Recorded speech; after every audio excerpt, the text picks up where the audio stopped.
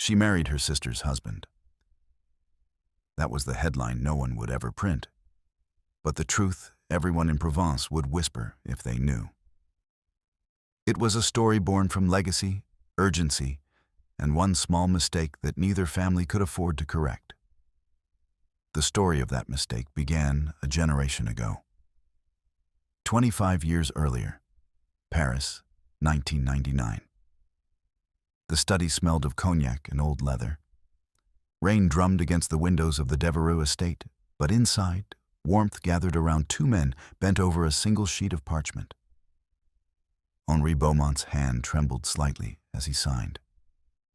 Not from doubt, from champagne and the particular euphoria of new fathers who believe they can write the future into being. "To our sons," he said, raising his glass, "and to the empire they'll inherit together." Charles Devereux signed beneath him, his script precise and binding. To partnership, unbreakable. They had built Maison D&B over 15 years. Henri's artistic vision, Charles's financial genius. Together, they'd created something neither could have achieved alone. Galleries that were also investments, ateliers that doubled as asset portfolios, a brand that made beauty profitable. The pact was simple in concept, Byzantine in execution. Upon their 25th birthdays, the eldest Devereux heir shall marry the eldest Beaumont heir, and the second-born shall marry the second-born. These unions will trigger the full maturation of the D&B Trust, valued at $250 million, which shall be divided equally between both families. Should either marriage fail to occur within 30 days of the eldest heir's 25th birthday, the entire trust shall be liquidated and donated to the Académie des Beaux-Arts, and all jointly held assets shall be dissolved. Within the 30-day period, the marriages must be registered and established as a shared household, evidenced by residence and public cohabitation. Only death or the mutual written consent of both patriarchs may alter this agreement. It was a contract dressed as romance, a business merger wrapped in wedding vows. "My Eloise is pregnant again," Henri said, settling back into his chair.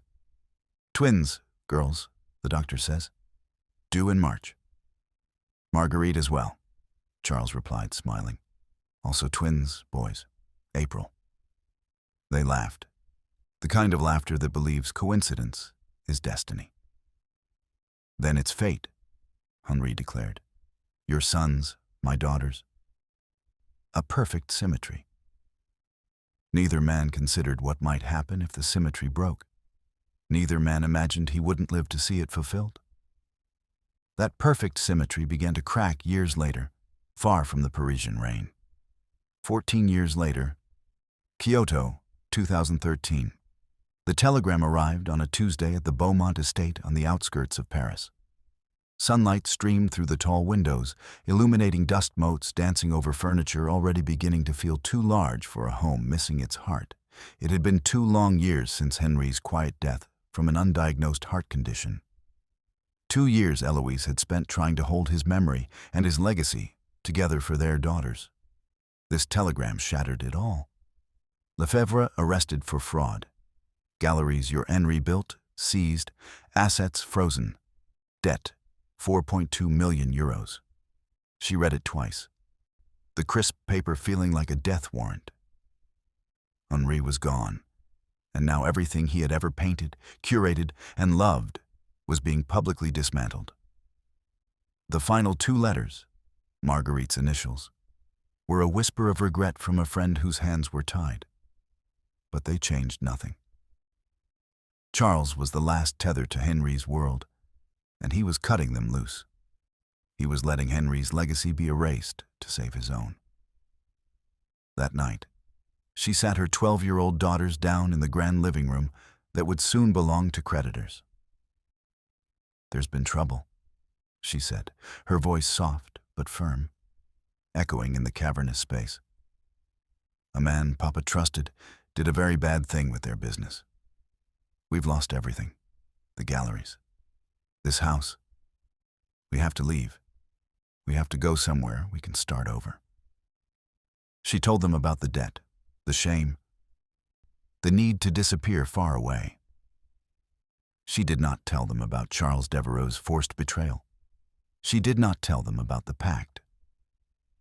Weeks later, their new life began in a small, unfamiliar apartment above a Kyoto print shop where she now worked. Eloise finally opened the single box of personal effects she had brought from France. She burned every letter Henri had sent from Paris during their courtship, the ashes a final goodbye to the life they'd dreamed of. She kept only two things: a photograph of him standing before his first gallery, radiant with pride, and the copy of the pact he'd given her on their wedding night. Insurance, he'd called it then, kissing her forehead. So our children will never have to struggle. Now it was a ghost, a promise from a man who was gone, about a future that had been stolen twice over, first by death, then by betrayal. It was a secret too dangerous to share, a burden she would carry alone. The Beaumont name had already cost them their father. Now, it had cost them their home and their country. She would not let it cost her daughters their future by binding them to a promise the other family had already broken. 11 years later, that forgotten promise would awaken. Present day, Provence, 2024.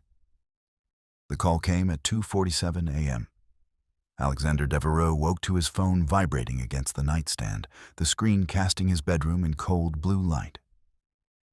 He recognized the law firm's number before he answered. Mr. Devereaux. The voice was professional, apologetic, final.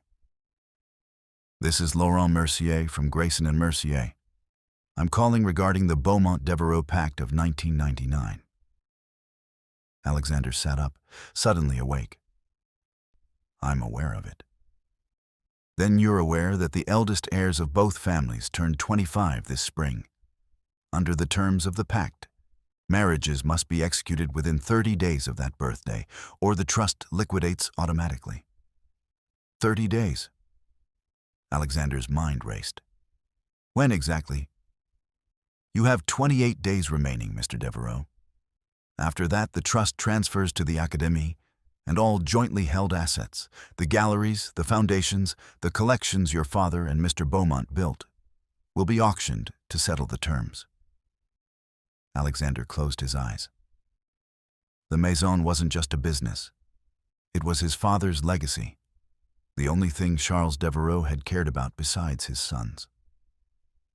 The Beaumont family, Alexander said carefully. Are they aware? Mrs. Beaumont received notice this morning. She's requested a meeting. Given the delicate nature of the situation, we recommend immediate action. After the lawyer hung up, Alexander stood at his bedroom window and watched dawn bleed across the lavender fields. 28 days, 2 weddings, 1 chance to save everything his father had built. He reached for his phone and dialed his mother. Maman, he said when she answered, we have a problem. Days later, the Beaumonts arrived at the Devereaux estate. The Devereaux estate in Provence was built for beauty, not comfort. 18-foot ceilings, marble floors that echoed every footstep, windows that framed the lavender fields like paintings. It was a house that made you aware of your own breathing. Isolde Beaumont stood in the entrance hall and tried not to feel like an intruder. You'll stay in the main house, in the blue suite, Marguerite Devereaux said. Her voice warm but distant, like sunlight through frosted glass. Your sister and Adrian will take the east wing. It's a separate residence on the property, quite charming. Your mother has the guest suite here in the main house. Isolde nodded, gripping the handle of her single suitcase. Everything she owned fit inside it. Everything she'd left in Kyoto, a tiny studio apartment, a job teaching English to businessmen, a life that had been small but hers, felt impossibly far away. The ceremony is in 7 days, Marguerite continued, leading them through corridors lined with family portraits. We've kept it private, immediate family only. The press will receive official photographs afterward. 7 days, Eloise murmured beside Isolde. Her mother looked smaller here, diminished by the grandeur. That's very soon. The pact allows no flexibility, Marguerite replied. Believe me, we've consulted every lawyer in Paris. They stopped before a set of double doors. Through the windows, Isolde could see the formal gardens, geometric hedges, a fountain, roses that looked like they'd been arranged by committee. There's one more thing. Marguerite's expression tightened almost imperceptibly. The original pact specified that the eldest Devereux heir would marry the eldest Beaumont heir. Your daughters are twins, Mrs. Beaumont, as are my sons. Eloise frowned. I don't understand, Marguerite said carefully. We've taken the liberty of assuming that Alexander, as the eldest by 8 minutes, should marry Alara, your eldest, and Adrian will marry Isolde. Isolde felt something cold settle in her chest. They'd already decided. Already assigned them like pieces on a board. May we meet them? Alara asked softly. She'd been quiet during the entire journey from Paris, her hands folded in her lap, her face unreadable. Before the wedding, I mean. Of course. Marguerite's smile was genuine but brief. They're in the study. I'll take you to them. The study was darker than the rest of the house, lined with books that looked red rather than decorative. 2 men stood when they entered, both tall, both dark-haired, both wearing the kind of casual elegance that money made invisible. Alexander, Marguerite said, gesturing to the older twin. Adrian, may I introduce Eloise Beaumont and her daughters, Alara and Isolde? Alexander stepped forward first. He was handsome in an austere way. Sharp jawline, gray-green eyes. The kind of face that photographed well because it gave nothing away. He shook Eloise's hand, then Alara's, then Isolde's. His grip was firm, brief, impersonal. Miss Beaumont, he said to Alara, I apologize for the circumstances. It's not your fault, Alara replied quietly. Adrian was softer. Same features, different energy. His smile reached his eyes when he greeted them, and when he took Isolde's hand, he held it a moment longer than necessary. Isolde, he said, as if testing the name. It suits you. She managed to smile. Thank you. Marguerite gestured toward the seating area, leather chairs arranged around a fireplace that held no fire despite the chill. Please sit. We should discuss the arrangements. What followed was the most surreal hour of Isolde's life. They discussed the ceremony, civil, then religious. The guest list, minimal. The press strategy, controlled. The living arrangements, Alexander and Alara in the main house, Adrian and Isolde in the East Wing residence, public unity. They discussed everything except the one thing that mattered. That they were strangers being asked to sign their lives away. The trust matures immediately upon marriage registration, Alexander explained, his tone businesslike. Your family's debts will be cleared within 48 hours. The galleries your father built will be returned to Beaumont control. You'll have full access to the restoration archives, the collections, the client lists. And in exchange, Isolde said, we pretend to be happy about it. Alexander's gaze shifted to her, cool, assessing. I'd settle for convincing. Alexander, Adrian murmured. A warning. It's fine, Isolde said, meeting Alexander's eyes. Let's be honest. This is a business transaction. We're all adults. We can behave professionally. Something flickered across Alexander's face. Surprise, maybe, or respect. Then we're in agreement. For how long? Alara asked. Her voice was soft but steady. The marriages, I mean. Is there an end date? Marguerite and Eloise exchanged a glance. The pact requires you live together as a couple. Marguerite said delicately. After that, the trust cannot be contested. Theoretically, you could divorce after a year, perhaps 2 to avoid suspicion. A year, Isolde repeated. 12 months of playing house. Of building a partnership, Alexander corrected. If we're going to do this, we should do it properly. Isolde laughed, a short, sharp sound that made everyone flinch. Properly. Right. Because there's a proper way to marry a stranger for money. Isolde, her mother said quietly. No, it's fine. Alexander stood, smoothing his jacket. She's right to be angry. This situation is absurd. He looked at Isolde directly. But it's the situation we have. And I promise you, Miss Beaumont, I will make it as bearable as possible. How generous, Isolde murmured. Adrian cleared his throat. Perhaps we should give everyone time to process. It's been a long day. They dispersed. Polite goodbyes, murmured courtesies. The choreography of people pretending this was normal. As Isolde left, she caught Alexander watching her. Their eyes met for a heartbeat, and she saw something there that surprised her. Exhaustion. He looked as trapped as she felt. Then he turned away, and the moment passed. In 6 days, she would marry his brother. In 6 days, her life would be forever changed. And standing in that doorway, watching him disappear back into his carefully controlled world, Isolde realized something terrifying. She had no idea which Devereaux brother she was more afraid of marrying, the kind one or the honest one. The days before the wedding moved with the logic of a dream. Surreal, disjointed, too fast and too slow at once. Isolde spent her mornings walking the grounds, trying to memorize the landscape before it became her prison. The lavender fields stretched for miles, purple and gray-green under the autumn sky. She found a greenhouse behind the main house, glass panels clouded with age, and inside, easels, paints, canvases stacked against the walls.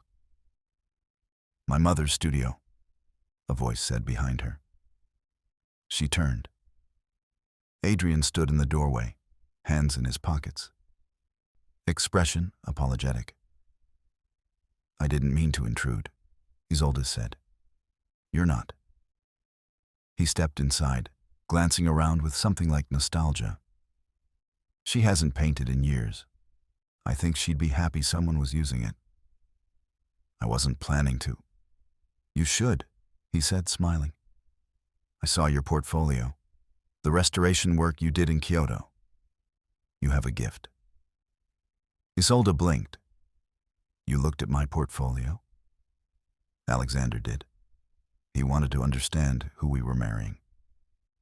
Adrian's smile turned wry. He's thorough like that.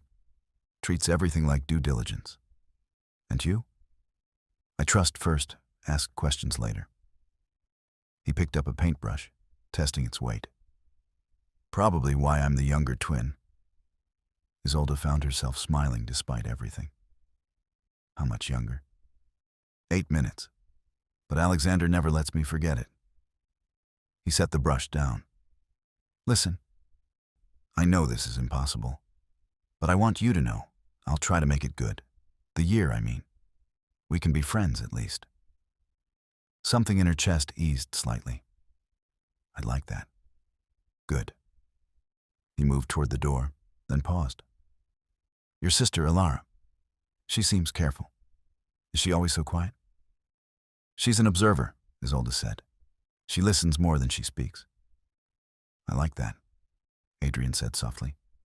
Then, as if embarrassed, I'll let you explore. The light's best in here around 4, if you're planning to paint. After he left, Isolde stood alone in the greenhouse, surrounded by the ghost of Marguerite's abandoned art, and wondered if it was possible to survive something by pretending it wasn't killing you. Outside, thunder rumbled in the distance. The wedding was in 5 days. And Isolde couldn't shake the feeling that marrying Adrian would be easy, survivable, even bearable, which meant fate would never let it happen. Meanwhile, in the main house, Alexander and Ilara were having their first real conversation. It happened in the library. Ilara had been looking for something to read, a distraction from the surreal circus her life had become, and found Alexander at the desk, buried in paperwork. "I'm sorry," she said, backing toward the door. "I didn't realize." "Please," he said, gesturing to the shelves. "Take anything you'd like."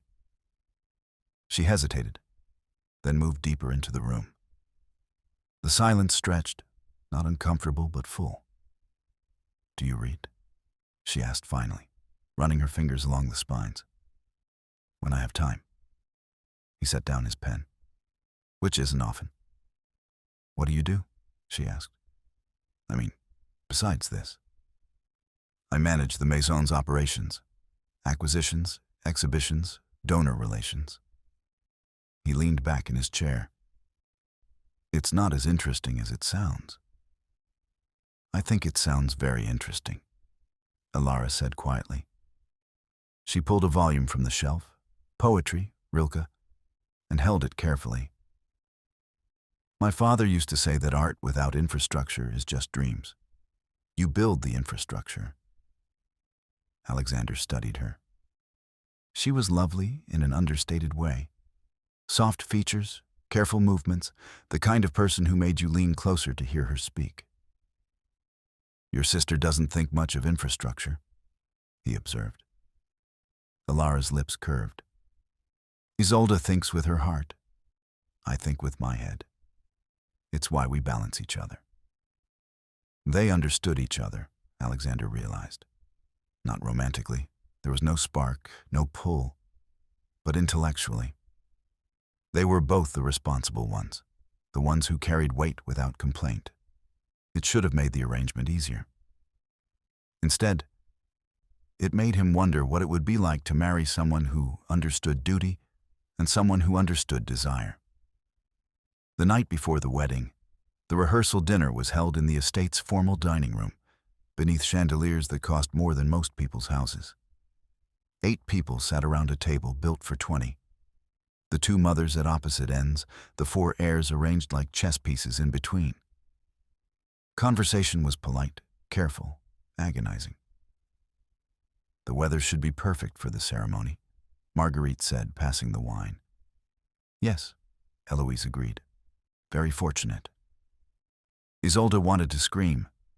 Instead, she drank her wine and studied the people she was supposed to call family. Adrian was trying.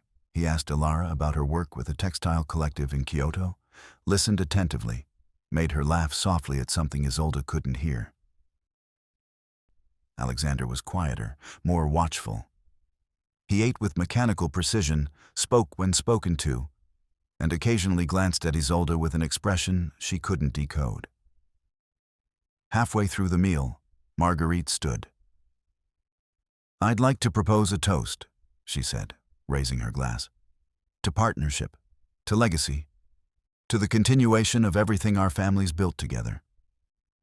Everyone raised their glasses. Everyone drank. No one mentioned love. After dinner, Isolde escaped to the terrace. The night was cool, the sky scattered with stars that looked nothing like the ones in Kyoto. "Not a fan of speeches?" a voice said behind her. She turned. Alexander stood in the doorway, tie loosened, jacket gone, looking more human than she'd seen him. "Not a fan of lies," she replied. He moved to the railing beside her, keeping a careful distance. What did she lie about? Partnership, legacy. Isolde gestured vaguely at the house. "We're not partners. We're hostages." "Hostages have no choice," Alexander said. "We had a choice." "Did we?" She turned to face him. "Your choice was this or lose everything your father built. My choice was this or watch my mother drown in debt. Those aren't choices. Those are inevitabilities." He was quiet for a long moment. When he spoke, his voice was softer. "You're right. I apologize." The apology surprised her. She'd expected defensiveness, not concession. He turned to leave, then stopped. "For what it's worth," he said, "I don't think you're wrong to be angry. I'm angry too. I'm just better at hiding it." Then he was gone, leaving Isolde alone with the stars and the cold and the terrible knowledge that in 3 days she would marry a man she didn't know. But she was glad it was Adrian. Kind, patient Adrian who would make this bearable. She held on to that thought like a lifeline. Because if she couldn't have him, if something went wrong, the alternative was Alexander. And Alexander terrified her in ways she didn't want to examine. That night, long after Isolde had gone to bed, Alexander stood in his father's study. The room still smelled faintly of Charles's cologne, something woody and expensive that the housekeeper couldn't quite erase from the leather furniture. Alexander had avoided this space for months after his father's death. Now, on the eve of fulfilling Charles's final wish, he couldn't stay away. The pack sat on the desk where he'd left it that morning. 25 years old, the paper yellowing at the edges. His father's signature bold and certain at the bottom. Alexander traced it with one finger. "I'm trying," he whispered to the empty room. "I'm trying to save it." But what exactly was he saving? A business empire built on art and beauty? His mother's security? His brother's future? Or was he trying to save his father's ghost? To prove that Charles Devereux's grand vision hadn't been for nothing, that his death hadn't rendered everything meaningless? Alexander sank into his father's chair and pressed his palms against his eyes. In 3 days, he would marry Alara Beaumont, a woman he barely knew, a woman who understood duty as well as he did, who would be a perfect partner in this calculated charade. It should have been a relief. Instead, all he could think about was Isolde's face on the terrace, the raw anger, the refusal to pretend, the way she'd called him out without flinching. She would marry Adrian, and some part of him, the part he tried very hard to ignore, felt something dangerously close to envy. He stood abruptly, shaking off the thought. 3 days, 2 weddings. Then he could stop feeling anything at all. He picked up the pact, folded it carefully, and locked it in his father's desk. Some legacies, he thought, were too heavy to carry. But he would carry this one anyway, because that's what eldest sons did. The morning of the wedding dawned clear and perfect, the kind of weather that made people believe in fate. Isolde woke at dawn and couldn't fall back asleep. She dressed slowly, avoiding her reflection, trying not to think about what she was about to do. The ceremony was at 3. She had 9 hours to get through. At 8, there was a knock on her door. Alara stood in the hallway, already dressed, looking pale but composed. "Can I come in?" she asked. Isolde stepped aside. They sat on the edge of the bed, shoulders touching the way they'd done since childhood. "I'm terrified," Alara whispered. "Me too." Alara reached for her hand. "We'll survive this. We always do. This is different. I know." Alara squeezed her fingers. "But we're still us. They can have our names, our time, our public faces. But they can't have us. Not unless we let them." Isolde wanted to believe her. A few hours later, they stood in the small chapel on the estate. The ceremony was simple, painfully so. 2 couples, 2 sets of vows, 2 signatures in a leather-bound register, or so it was supposed to be. Isolde entered first, her arm linked with her mother's.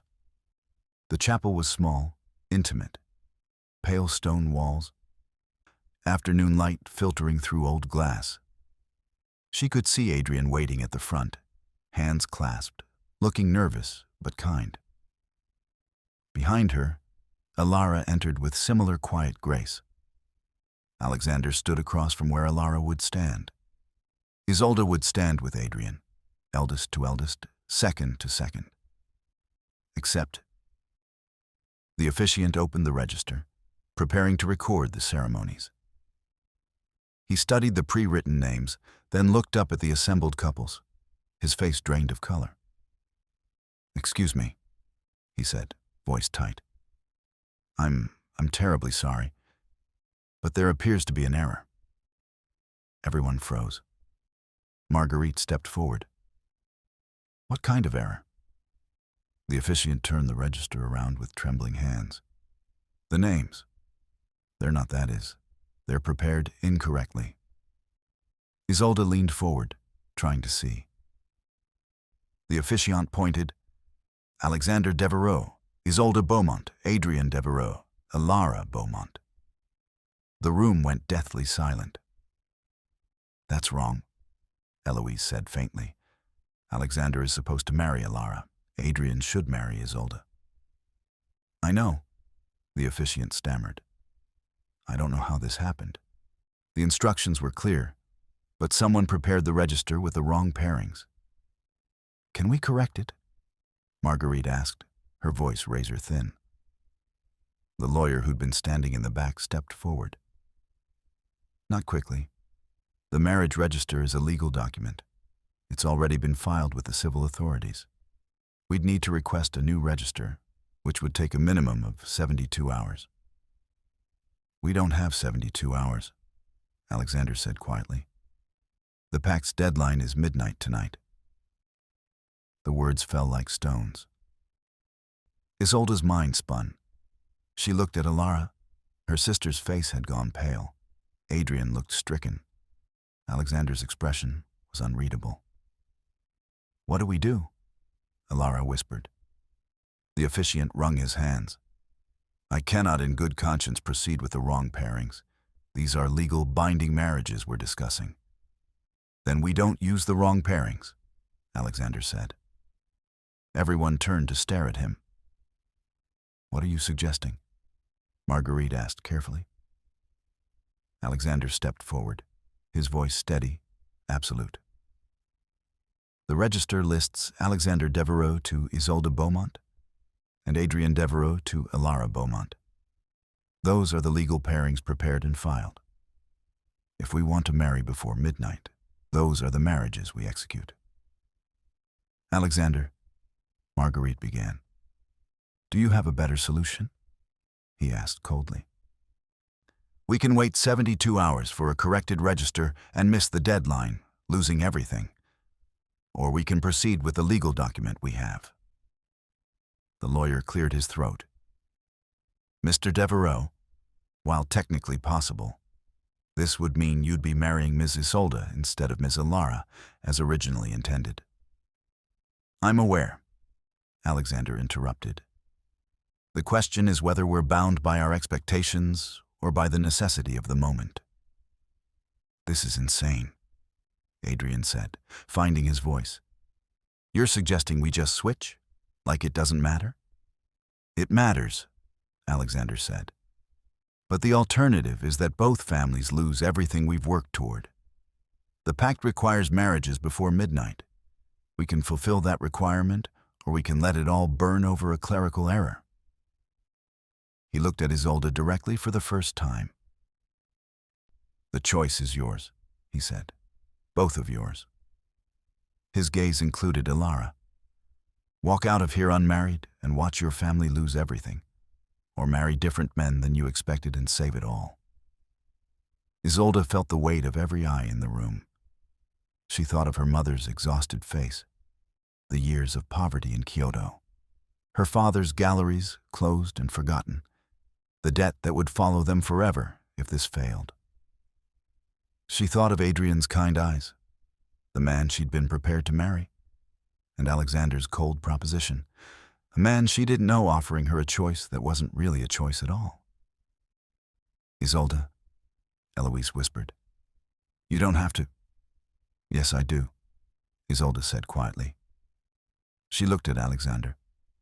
"We all do." She turned to Alara. "What do you think?" Alara stood very still, her face unreadable.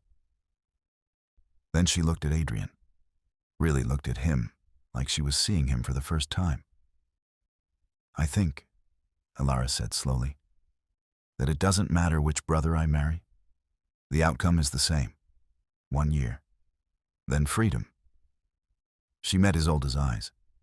"If you can bear it, so can I." "Then we proceed," Alexander said before anyone could object. He looked at the officiant. "Can you perform the ceremonies with the legal pairings?" The officiant looked like he might faint. "This is highly irregular." "But legal?" Alexander pressed. "Technically, yes, if all parties consent." "We consent," Alexander said. He looked at Adrian. "Brother?" Adrian's jaw was tight. He looked at Alara, standing beside him, and something complicated passed over his face. "If this is what we're doing, then yes, we proceed." The officiant swallowed hard. "Then the couples should take their positions according to the register.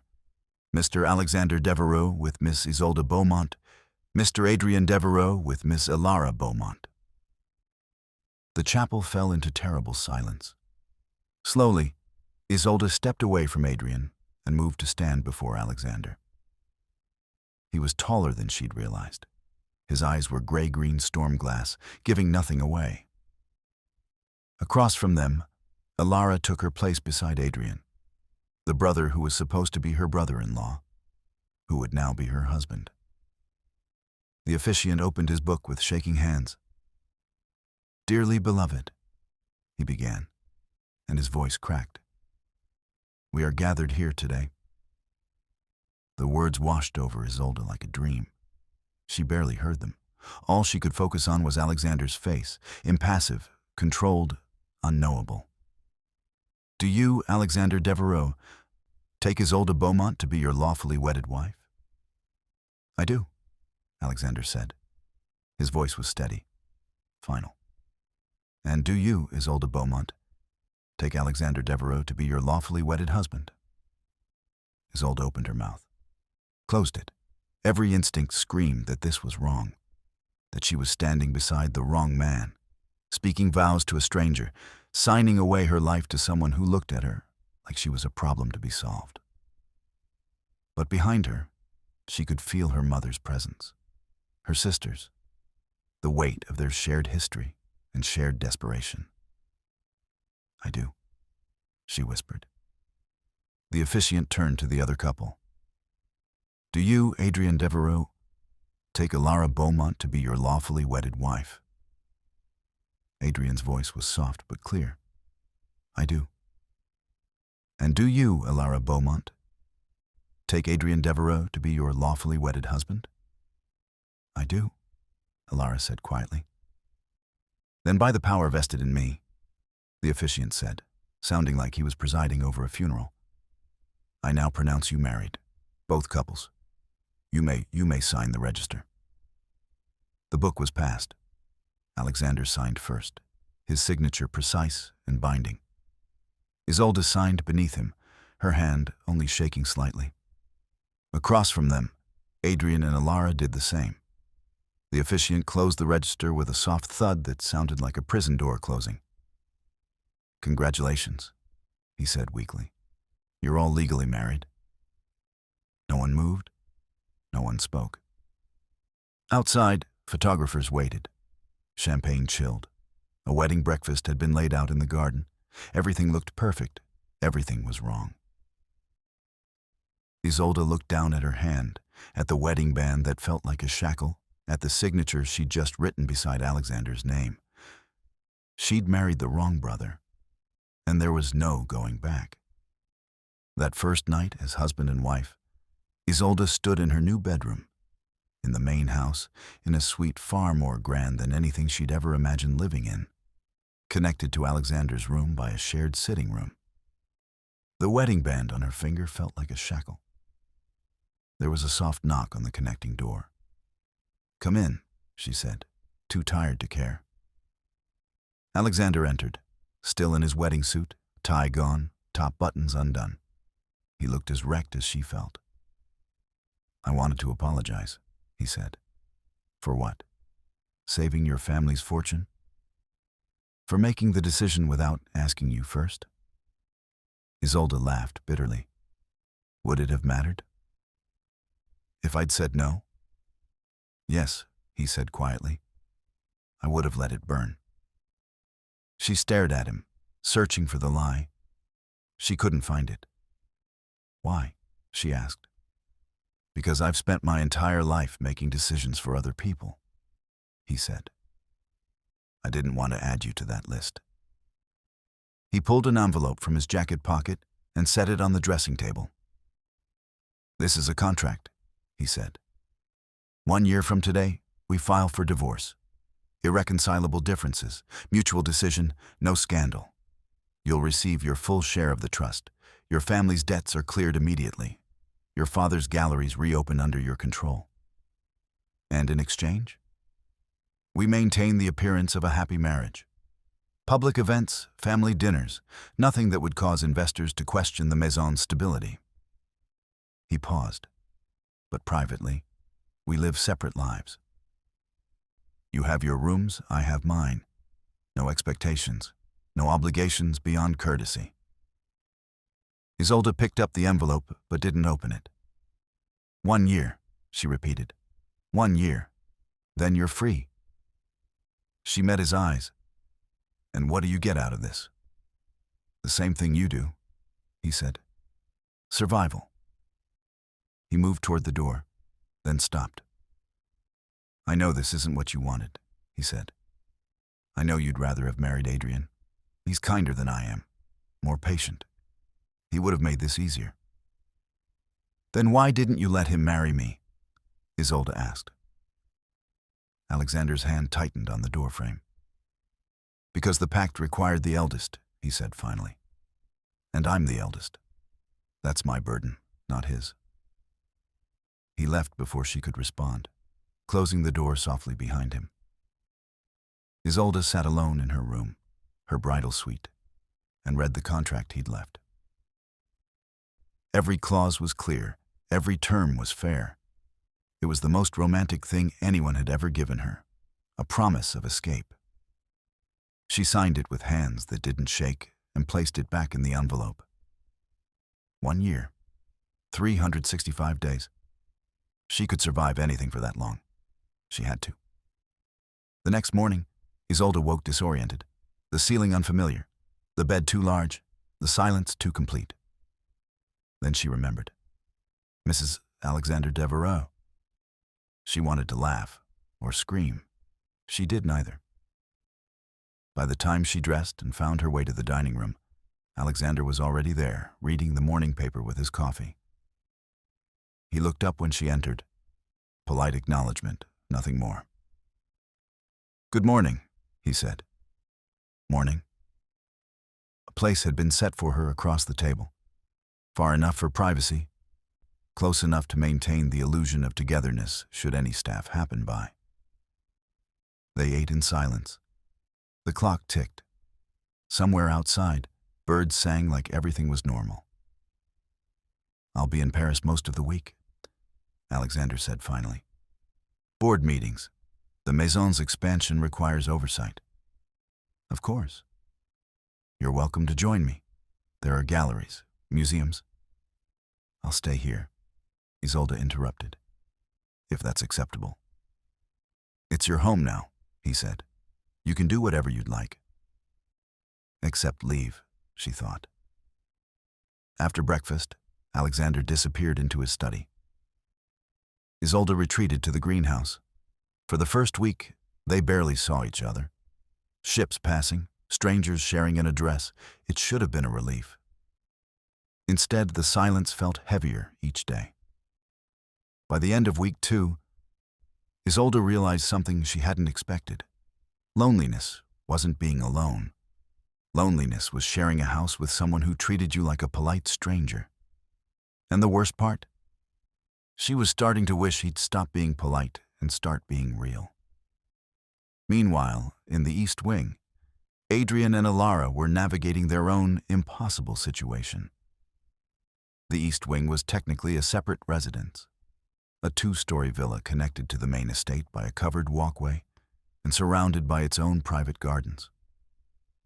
It had been built generations ago as a dower house, and later used for extended family or important guests. Now it was theirs. Adrian tried. God, he tried. He brought Alara breakfast in bed. He asked about her work, her interests, her favorite books. He gave her space when she needed it and company when she didn't. He was, in every way, the perfect husband she'd never wanted. "You don't have to try so hard," Alara said one evening, when he'd arranged fresh flowers in her room for the third time that week. "I'm not trying hard," Adrian replied, smiling. "I'm trying correctly. It's the same thing." He sat on the edge of her bed, careful not to intrude, and studied her. "You don't want to be here," he observed. "Does anyone want to be in an arranged marriage?"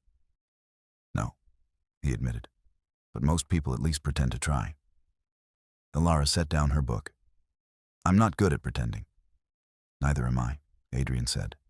"So let's not. Let's just exist, as friends. Would that be easier?" Something in Alara's expression softened. "Yes, that would be easier."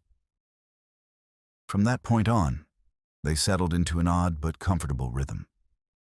Adrian painted in the greenhouse while Alara read in the library. They took walks together in the evening, talking about art and philosophy and nothing consequential. They didn't share a bed.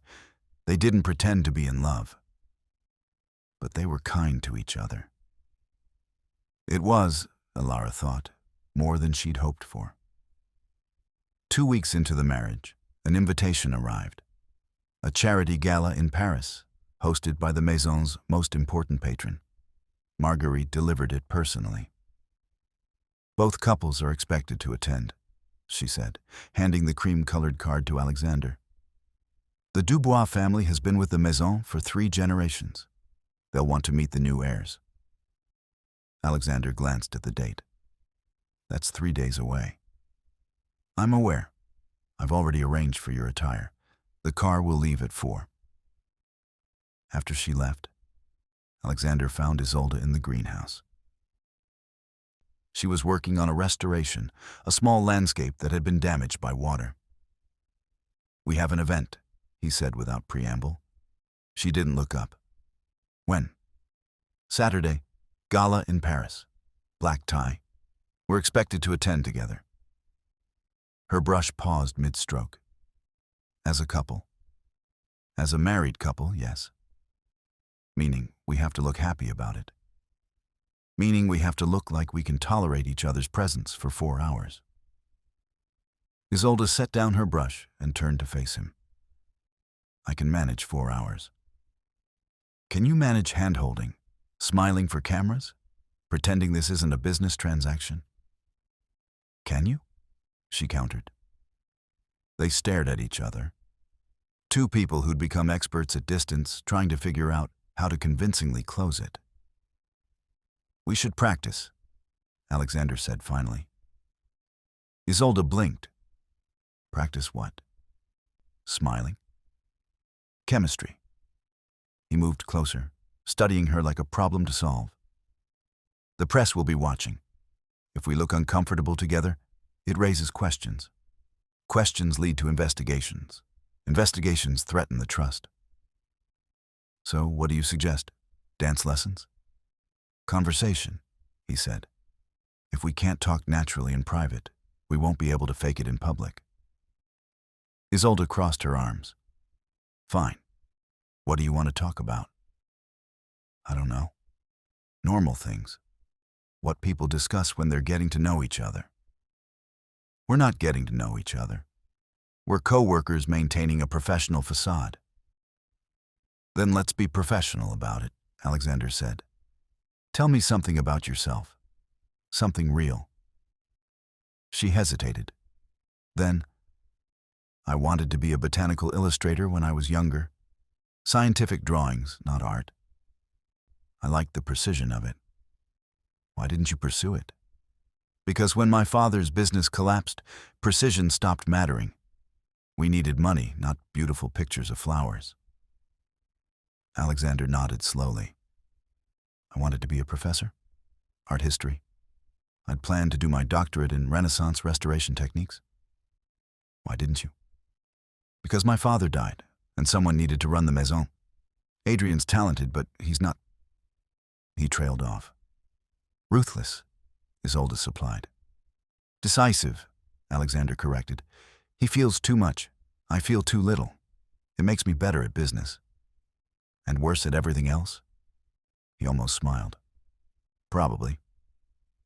They stood there, surrounded by half-finished paintings and the smell of turpentine. And for the first time since the wedding, the silence between them wasn't hostile. It was just silence. Saturday, Isolde said finally. I'll be ready. Thank you. As he left, Isolde realized something unsettling. She'd just had her first real conversation with her husband. And it hadn't been terrible. In fact, it had been almost nice. Which was dangerous. Because nice led to comfortable, and comfortable led to forgetting this was temporary. She had 11 months left. She couldn't afford to start liking him. But as she returned to her painting, she couldn't stop replaying the almost smile on his face. The night of the gala, the Hôtel de Crillon ballroom glittered like a jewelry box. Chandeliers dripped crystal, champagne flowed, and every surface reflected wealth back at itself. Isolde stood at the entrance in a gown of midnight blue, her hair swept up, her expression carefully neutral. Beside her, Alexander was immaculate. Black tuxedo, perfect posture, the kind of presence that made people instinctively step aside. Ready? He asked. No. Good. Neither am I. He offered his arm. After a moment, she took it. The room turned to watch them enter. Whispers rippled through the crowd, not malicious, just curious. The Devereux heir and his surprise bride, making their first public appearance since the wedding. Smile, Alexander murmured. We're madly in love. Madly is accurate, Isolde muttered back. His lips twitched, almost a smile. They made their way through the crowd, accepting congratulations, deflecting questions, playing their parts with increasing skill. Alexander's hand stayed at the small of her back. Not possessive, just present. Isolde leaned into him slightly when photographers approached. Let her fingers rest on his arm when they spoke to donors. From across the room, Adrian and Alara were doing the same dance. Polite, distant, convincing enough. You're good at this, Isolde said during a lull, accepting champagne from a passing waiter. At what? Performing. You don't even look uncomfortable. I've had practice, Alexander said. I've been performing my entire life. As what? The responsible one. The eldest. The one who doesn't crack under pressure. He took a sip of champagne. It's exhausting. Before Isolde could respond, a woman's voice cut through the conversation. Alexander, darling. They turned. A woman in crimson silk swept toward them. 60, elegant, dripping with diamonds and authority. Madame Dubois, Alexander said, bowing slightly. Thank you for the invitation. Oh, stop it. We've known each other since you were in short pants. She turned to Isolde, eyes sharp with assessment. So this is the famous bride. I was expecting the other one. Isolde's smile didn't falter. Sorry to disappoint. I didn't say I was disappointed. Madame Dubois circled her like a shark. You have fire in you. Good. Alexander needs someone who won't let him turn completely to stone. She looked at Alexander. Your father would have liked her. Thank you, madame. Don't thank me. Just don't waste it. She swept away, leaving them in awkward silence. She's terrifying, Isolde said. She controls half the Maison's patronage, Alexander replied. Terrifying is a prerequisite. The evening continued. More introductions, more performances, more careful distance disguised as intimacy. It wasn't until the dancing started that things shifted. The orchestra struck up a waltz. Couples flooded the floor. Alexander glanced at Isolde. I can't dance," she interrupted. "Everyone can dance." "Not well, and not in front of 300 people who are looking for reasons to gossip." "Then we'll dance badly together," he said, offering his hand. "At least we'll be consistent." Despite herself, Isolde laughed. "That's the most romantic thing you've ever said to me." "I'm working on it." She took his hand. The waltz was surprisingly simple. His hand at her waist, hers on his shoulder, their bodies close enough to feel each other breathe. "See?" Alexander murmured. "Not terrible." The night's still young. But as they turned across the floor, something strange happened. The performance started to feel less like work. His hand was warm through the silk of her dress. His cologne, something cedar and expensive, wasn't unpleasant. When he looked down at her, his expression wasn't cold anymore, just focused. "You're staring," she said. "I'm making it convincing. You're doing a good job. So are you." Their eyes held. The music swelled. For 3 minutes and 40 seconds, they weren't acting anymore. They were just two people, moving together, trying to figure out what the hell they were doing. When the song ended, Alexander stepped back immediately, distance restored, walls rebuilt. "That was adequate," he said. Isolde straightened her dress. "High praise. I should check in with the board members. Will you be all right alone?" "I've been alone for 2 weeks. I think I'll manage." He nodded and disappeared into the crowd. Isolde stood at the edge of the dance floor, champagne warming in her hand, and tried to ignore the fact that her heart was beating slightly faster than it should be. It was just adrenaline, she told herself. Performance anxiety. It had nothing to do with the way his hand had felt at her waist, or the way he'd looked at her like she was the only person in the room. Nothing at all. But when she finally looked up, she found him across the ballroom, watching her.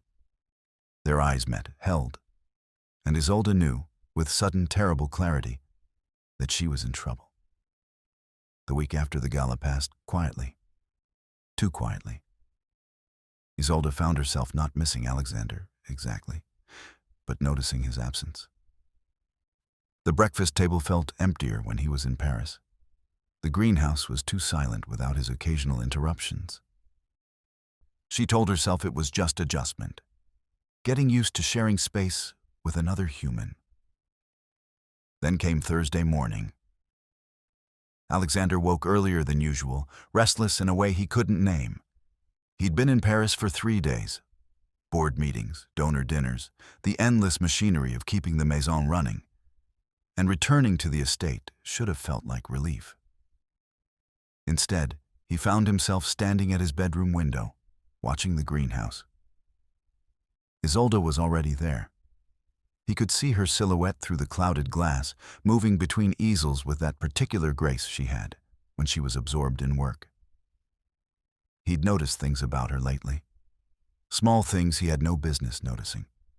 The way she took her coffee, a black, with honey stirred in slowly, like she was performing a ritual. The fact that she hummed when she painted, tuneless and unconscious. That she always tucked her hair behind her left ear when she was thinking, and it always fell forward again within seconds. He noticed when she laughed at something Adrian said during family dinners. Noticed the particular quiet that settled over her when she was content. Noticed and tried very hard not to care.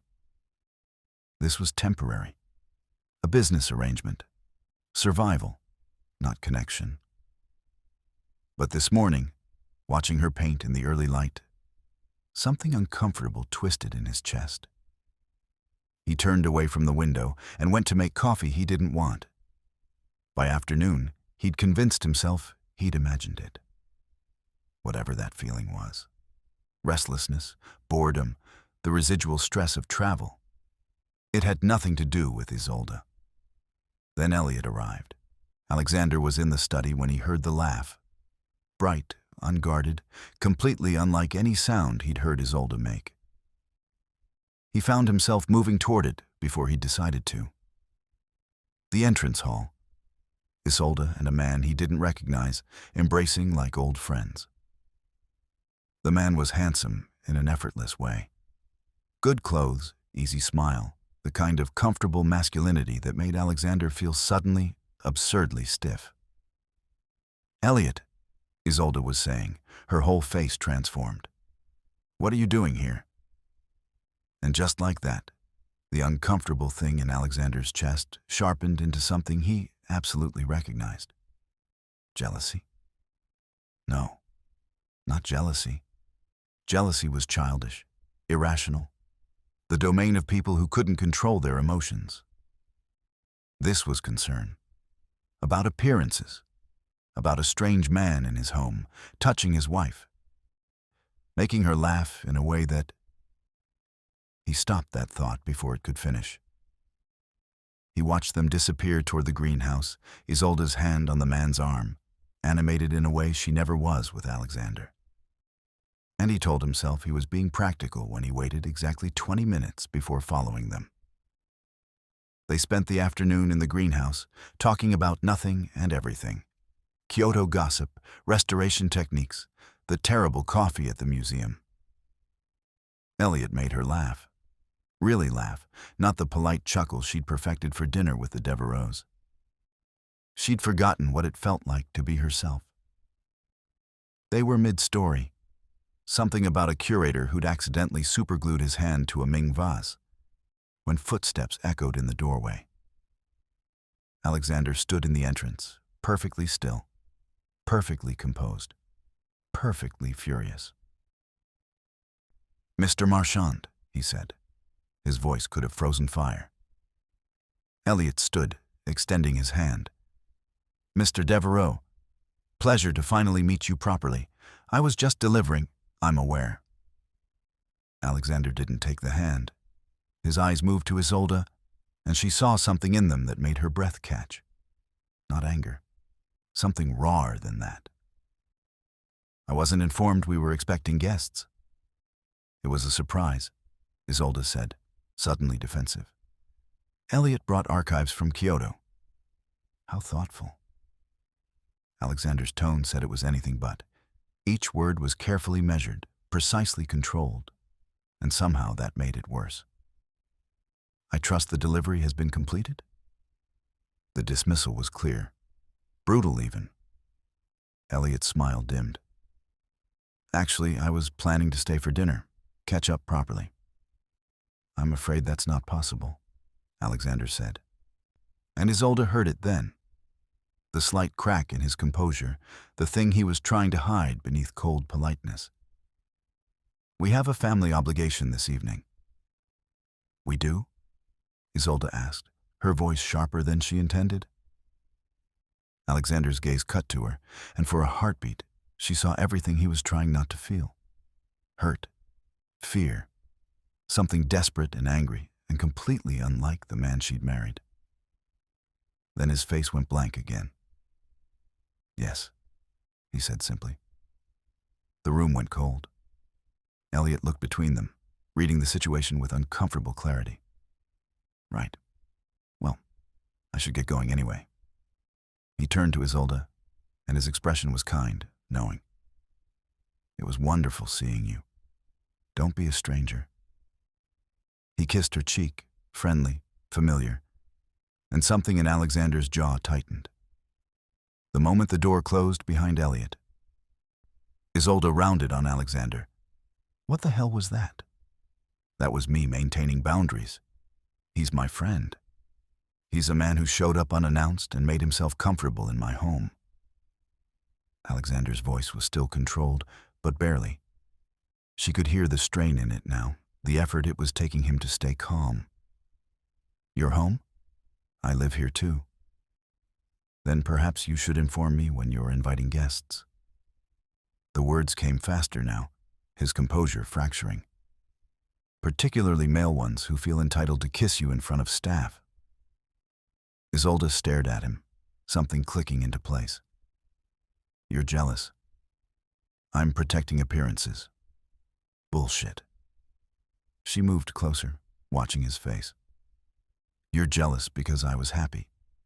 Because for one afternoon, I forgot I was trapped in this farce with you. Something flashed in Alexander's eyes. Hurt, maybe, or anger, or both. You think I'm not trapped? He asked, and his voice finally broke just slightly.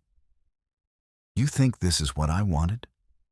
To spend my life managing a business arrangement disguised as a marriage? Then why did you insist we go through with it? Isolde demanded. You could have let it fail, let the trust collapse. But you didn't. You chose this. You chose me. I chose survival, he said. So did I. And apparently, that means I'm not allowed to have friends, not allowed to laugh, not allowed to be anything except your convenient wife. That's not what I... He stopped, pressing his fingers to his temples. When he spoke again, his voice was quieter, more raw than she'd ever heard it. I watched you with him, the way you laughed, the way you lit up. And I realized you've never looked at me like that. Not once. You look at me like I'm... He stopped himself. Like you're what? Isolde asked, softer now.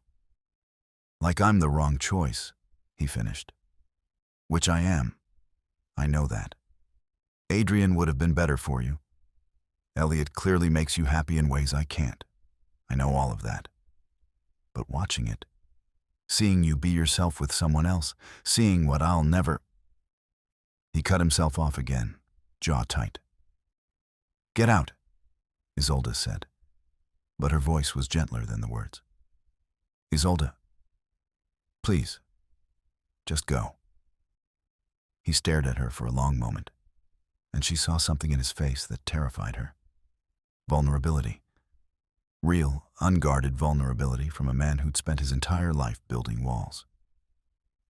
Then he turned and left, closing the door behind him with careful, terrible precision.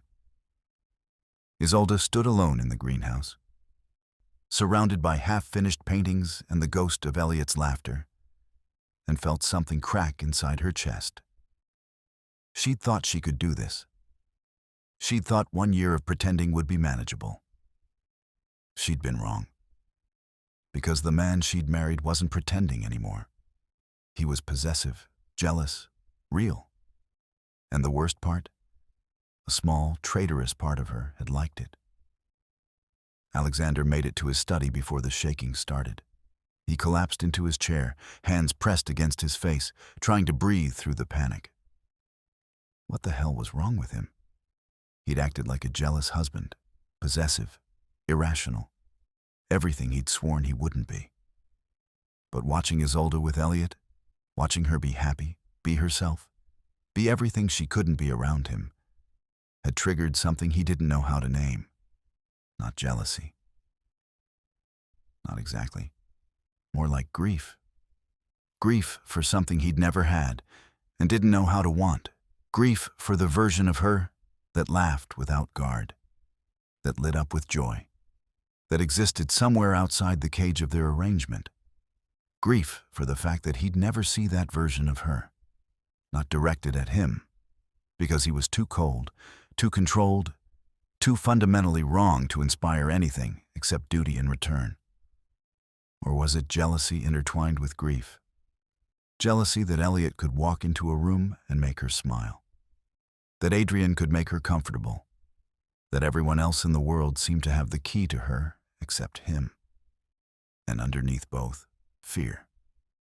Fear that this was all he'd ever be. The wrong choice. The eldest son doing his duty. The man who saved the legacy but couldn't save himself. 3 days of silence followed. 3 days of separate meals, avoided hallways, carefully orchestrated schedules designed to ensure they never had to occupy the same room. It was Adrian who finally intervened. He found Alexander in the study on Sunday morning, staring at papers he wasn't reading.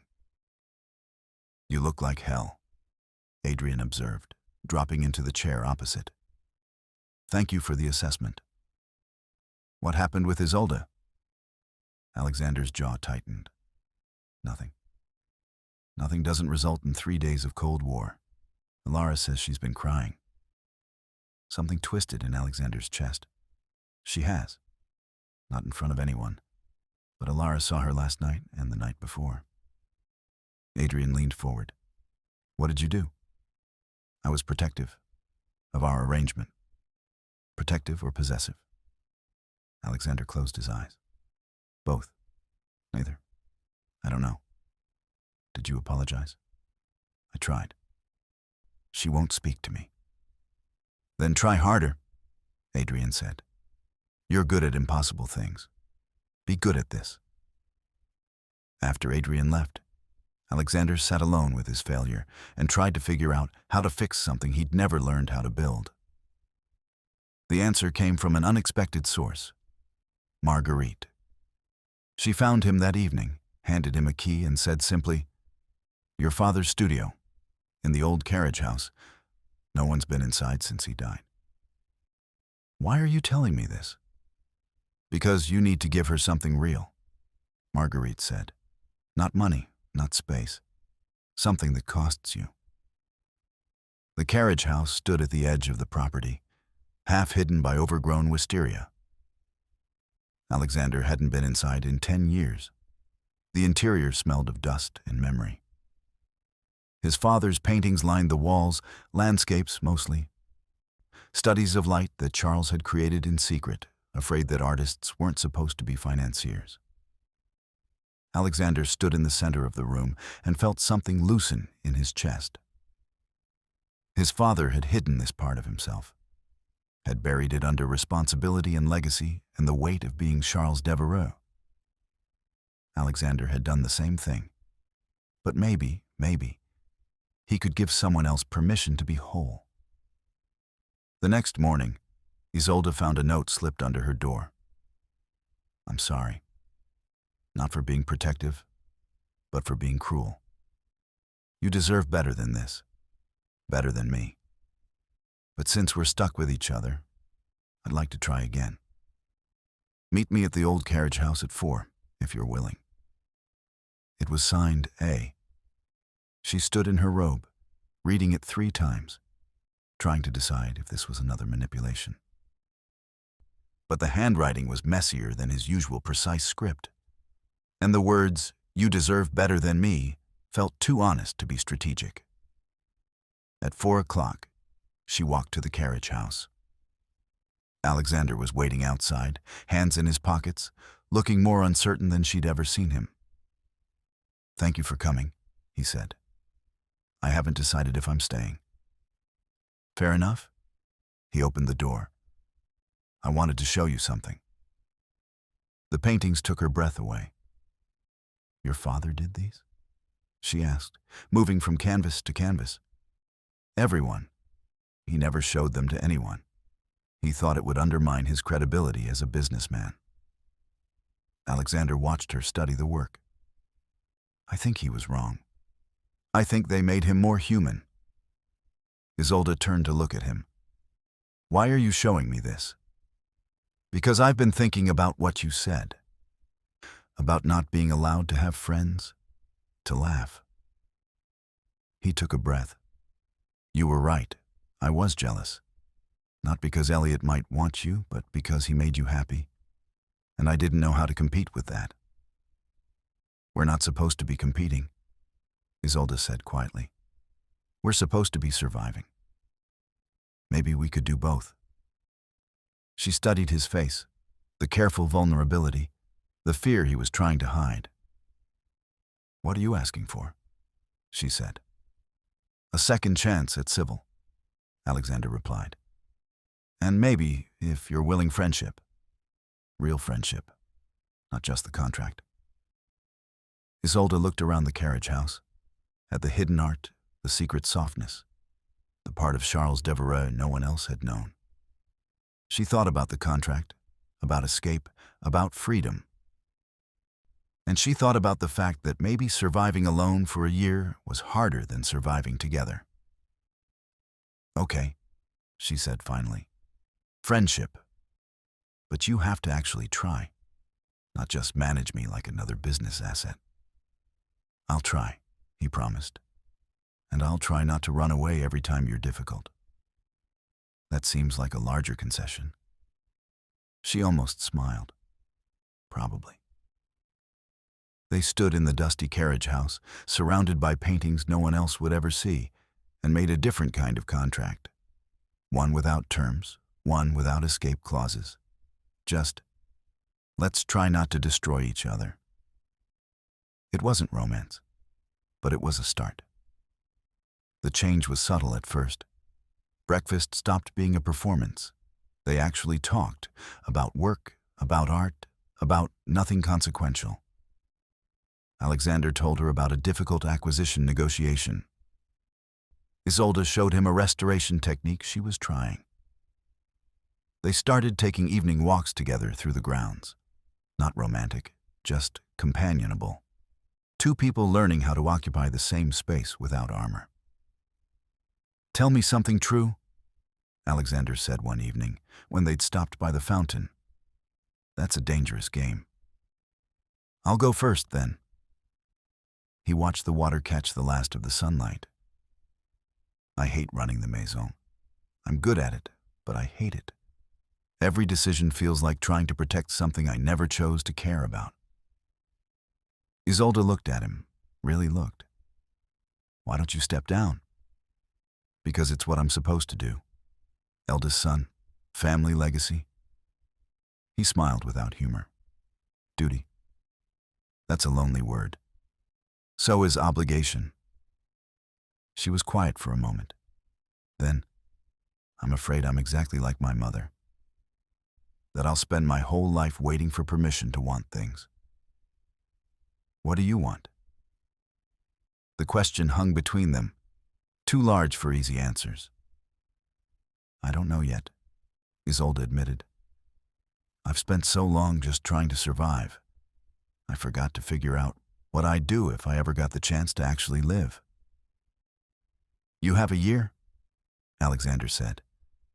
"Maybe we both do, to figure out who we are when no one's watching."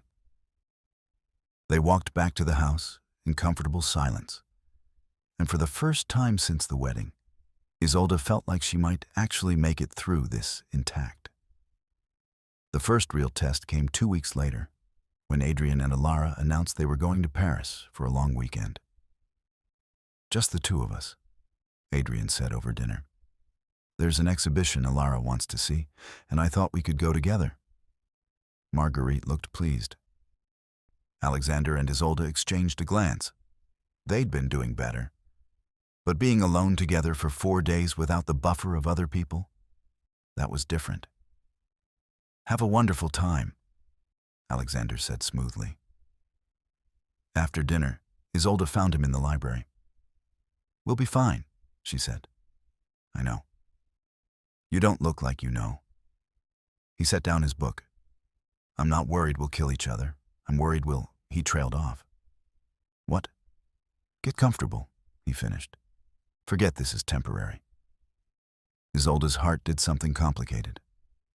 Would that be so terrible? "Yes," he said quietly. "Because in 8 months, you're going to leave. And if I forget that, if I let myself think this could be real, it'll hurt more when you go." The honesty stunned her. "Alexander, it's fine," he interrupted, standing. "I'll maintain my boundaries. You maintain yours. We'll survive the weekend." He left before she could tell him that she was starting to wonder if she wanted to maintain boundaries at all. The weekend started cautiously. Saturday morning, Isolde woke to find Alexander had made breakfast. Nothing fancy, just coffee and toast. But he'd remembered she liked honey instead of jam. "You cook?" she asked, surprised. "Cook is generous, but I can manage breakfast." They ate on the terrace, the September air finally cool enough to be comfortable. What should we do today? Isolde asked. Do? It's our first weekend alone. We should do something, not just hide in our separate rooms. Alexander considered. There's a market in the village. We could walk down. Pretend to be normal people for a few hours. Pretend being the operative word. It's what we do best. But when they walked to the village that afternoon, something strange happened. They weren't performing. Alexander bargained with a cheese vendor in rapid French, making Isolde laugh at his theatrical outrage over prices. She found a stall selling antique frames and spent 20 minutes analyzing the craftsmanship while he watched with something like fascination. They bought bread and wine and wildflowers. They carried everything back to the estate in comfortable silence. And when they had dinner that night on the terrace, candles flickering between them, it felt less like an obligation and more like a choice. This was nice, Isolde said as they cleared the plates. It was, Alexander agreed. Their hands touched over a wine glass. Neither pulled away immediately. Alexander, Isolde said softly. Don't, he whispered. Please, not yet. She understood. They were standing at the edge of something that could destroy them both. But she also understood that some edges were impossible to step back from. Sunday morning, Isolde woke to sunlight and the smell of coffee. She found Alexander on the terrace, staring at his phone with an expression she couldn't read. What's wrong? She asked. He handed her the phone without speaking. It was a photograph from the market, taken by some tourist or local with a camera phone. Alexander and Isolde at the cheese stall, laughing at something, his hand at the small of her back, her face turned toward his with unguarded joy. The caption, "Is this love?" The mysterious Devereaux marriage that no one can figure out. It's all over social media, Alexander said. The Maison's PR team called. They think it's perfect, exactly the image we need. Isolde stared at the photo. They looked happy, actually genuinely happy. Is that bad? She asked. It's dangerous. He took the phone back. Because it's real, and people will expect more of it, and eventually we'll have to tell them it's not. Why do we have to tell them anything? Alexander looked at her. Because in 8 months, you're leaving. What if I wasn't? The words escaped before she could stop them. Alexander went very still. What? What if I wasn't leaving? Isolde repeated, her heart hammering. What if we tried, actually tried? Isolde, I know what the contract says. I know what we agreed. But things change. People change. She moved closer. Don't tell me you haven't felt it too. Felt what? This. She gestured between them. Whatever this is becoming. Alexander stood, putting distance between them. You're mistaking familiarity for something else. Am I? Or are you just terrified of wanting something real? You don't want me, he said flatly. You want escape. You want your father's galleries and your freedom and revenge on the world that made you feel small. I'm just the least objectionable option available. The words hit like a slap. That's not true, Isolde said. Isn't it? 3 months ago, you would have married Adrian if the paperwork had been correct.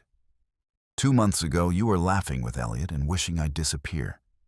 Now you're telling me you want to stay? Based on what? 3 good weeks? A photograph that makes us look like something we're not.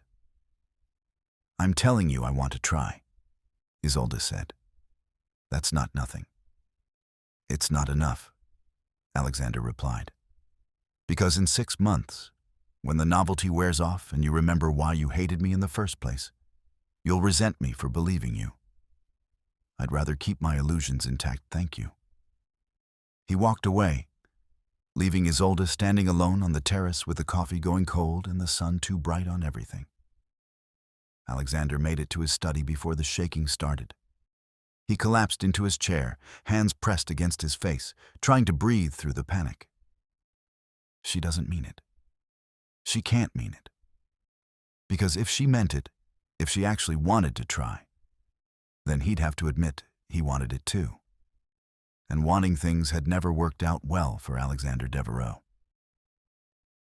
Wanting things meant vulnerability, meant giving someone the power to hurt you, meant hoping for something you couldn't control. He'd built his entire life around not wanting. And now Isolde was asking him to dismantle it all on faith. He wasn't brave enough for that. Isolde didn't cry. She was done with crying. Instead, she went to the greenhouse and painted. Furious, messy, all the colors wrong. Alara found her there an hour later, back early from her trip. "What happened?" Alara asked, taking in the chaos. "I'm an idiot," Isolde said. "That's what happened." She told her sister everything. The photograph, the conversation, the rejection. Alara listened quietly, then said, "He's scared." "Of what? Me?" "Of himself." Alara sat on the paint-splattered stool. "You're asking him to feel something, Isolde. For someone like Alexander, that's the scariest thing in the world." "Then what do I do?" "You wait," Alara said. "You give him time to catch up to what he already knows. And if he never catches up, then you leave in 6 months like you planned," Alara said gently. "And you survive, like you always do." Isolde looked at her sister. Quiet, careful Alara, who'd been surviving her own way since they were children. "Are you happy?" Isolde asked. "With Adrian?" Alara smiled, small, real. "I'm getting there. He's kind, patient. He doesn't need me to be anything except myself." She paused. "It's not passion, but it's good, I guess." "Is that enough?" "For me, yes." Alara took Isolde's hand. "But you're different. You need the fire, even if it burns." Isolde squeezed her sister's fingers and tried to believe that fire could warm instead of destroy. They didn't speak for 2 days. Not out of anger, just because neither knew what to say. Alexander buried himself in work. Isolde stayed in the greenhouse. They existed in parallel again, carefully orchestrated avoidance. Then, on Tuesday night, the storm came. It rolled in from the coast, violent and sudden. Lightning split the sky. Thunder shook the windows. The power flickered once, twice, then died completely. Isolde was in the greenhouse when it happened, trying to finish a restoration by lamplight. The lamp went out. Darkness swallowed everything. She stood frozen, trying to let her eyes adjust, when lightning flashed again, close enough to feel, bright enough to make her flinch. Then, footsteps. "Isolde?" Alexander's voice, sharp with concern. "I'm fine," she called back. Light bloomed, a flashlight in his hand. He was soaked from the rain, hair plastered to his forehead, dress shirt transparent. "What are you doing here?" she asked. "Making sure you weren't electrocuted by a lamp," he said, moving toward her. "Come on. The greenhouse isn't safe in lightning." "I need to finish now, Isolde." She heard the fear beneath the command. Not anger, actual fear for her safety. They ran through the rain to the main house, both drenched by the time they reached the terrace door. Inside, the house was dark except for candles that someone, the housekeeper probably, had lit in the main rooms. Alexander grabbed towels from a cabinet, handed one to Isolde. She dried her face, shivering. Not from cold, from the adrenaline of the storm and his proximity and the way he was looking at her. "You're reckless," he said. "I was working." "You were being stubborn." "There's a difference." "So are you." "Am I?" "Yes," she said. "You're so busy protecting yourself from hypothetical pain that you won't even consider the possibility of actual happiness." Lightning flashed, illuminating his face. Stark angles, careful defenses, something breaking behind his eyes. "You don't understand," he said. "Then explain it to me." "I can't. Can't or won't. Both." He moved away, running a hand through his wet hair. "You think you know what you want. You think 3 months of not terrible is the same as forever. But it's not. People leave. People change their minds. People realize that duty and obligation aren't enough to sustain affection." "Is that what happened to you?" Isolde asked quietly. "Did someone leave?" Alexander's laugh was bitter. "Everyone leaves eventually. My father died. My mother emotionally checked out. Every relationship I've attempted has ended the moment the person realizes I'm not capable of the kind of feelings they expect. Maybe you were with the wrong people. Or maybe I'm the wrong person." Thunder rolled through the house, shaking the foundations. Isolde crossed to him, close enough to see the water still dripping from his hair, the careful control starting to fracture. "You're not broken," she said. "You're scared. There's a difference." "Isolde, do you want me to leave?" she interrupted. "In 8 months, do you want me to walk away?" He stared at her, jaw tight, breathing uneven. "No," he whispered finally. "God help me, no." "Then stop pushing me away." "I don't know how to not push people away." "Then learn," she said. "We have time." Lightning flashed again. In the brief brilliance, she saw everything he was trying to hide: longing, terror, desperate hope.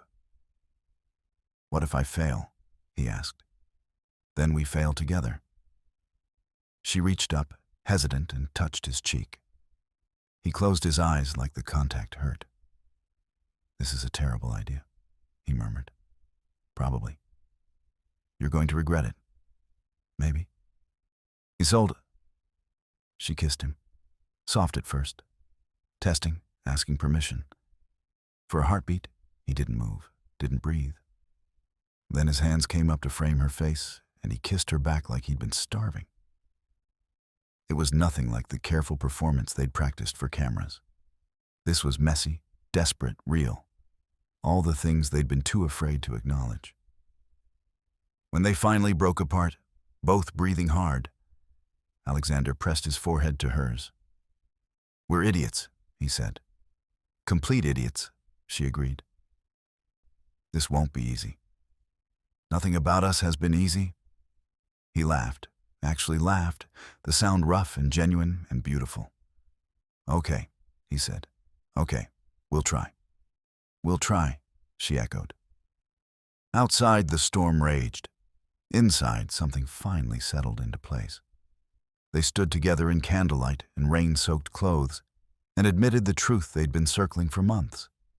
This accidental marriage had become the most real thing in both their lives. And maybe, they could choose to keep it. They didn't sleep together that night. Not in that way. But after the kiss, after the admission, neither wanted to retreat to separate rooms. So they stayed in the library, wrapped in dry blankets, watching the storm through the windows while candles burned low around them. They talked until dawn. Real conversation, not performance. Alexander told her about his father's death, the sudden heart attack that left him responsible for everything at 22. The weight of expectation that had crushed any chance of figuring out who he was beyond the eldest. Isolde told him about the years in Kyoto, the shame of being a Beaumont when that name meant scandal, the tiny apartment, the jobs that kept them afloat, the way her mother had quietly disappeared into grief while Isolde and Alara learned to be adults too soon. "I was angry at her for a long time," Isolde admitted, "for not fighting harder, for just accepting that we'd lost everything." "Maybe she was trying to protect you," Alexander said. "From what?" "From false hope. If you believe you can get it back, losing it again destroys you. But if you accept the loss..." He paused. "You survive." Isolde looked at him. "Is that what you do? Accept loss before it happens?" "Usually." That's a lonely way to live. It's safe. Safe isn't the same as happy. He smiled, small, sad. I'm learning that. By morning, the storm had passed. The power returned. Reality crept back in. But something had shifted permanently. When they finally went upstairs, Alexander paused outside Isolde's door. I'm still going to disappoint you, he said. I know. I'm not good at this. At feelings. At being open. I know that too. And you still want to try? She smiled.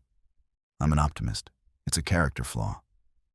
He kissed her forehead, gentle, careful, reverent. Thank you, he whispered. For what?